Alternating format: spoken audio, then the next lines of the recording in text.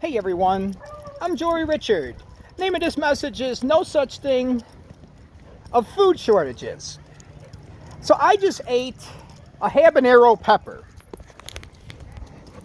and I open it up and there's like 50 seeds in it from one little pepper. Now I probably have about 10 seeds on the plant. 10 times 50. So how many plants? Math problem for everyone. It's like 500, right? 10 times 50, 500. Bam! Mathematical genius up in this bitch. So, everybody should be growing their own food. If people are eating every single day, and that's like pretty much what everybody does, they just eat, they work and eat. It's how are you going to afford food? Well, you put a seed in the ground and you grow your own food. It's very simple. Don't you think that would have been like the first thing we were taught when we were going to public indoctrination government schools, was to grow your own food? So you give people power and they're able to supplement themselves and not rely on anybody else. So I love honeydew melon, cantaloupe, watermelon. Right now I can't find a watermelon that has seeds. Remember when you were a kid and you're eating watermelon and there's the white seeds and then there's the black ones. Now there's seedless watermelon all over. So I'm growing watermelon that has seeds. I opened up a cantaloupe the other day.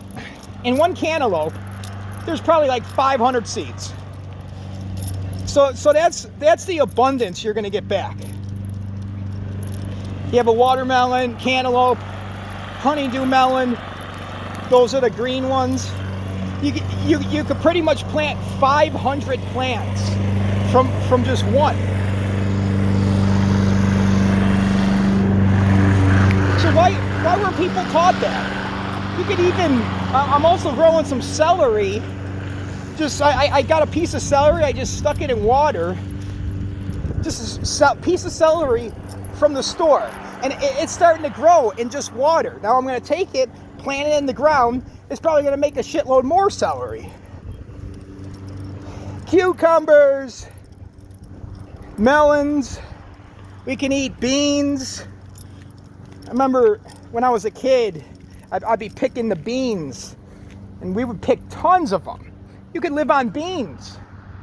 So everybody should be converting their backyards into gardens and growing their own food and sustaining themselves. You can't be relying on other people, especially when those other people are saying that the food supply is getting cut off. So what are we going to do? Well, we got to use the space in our yards to grow our own food.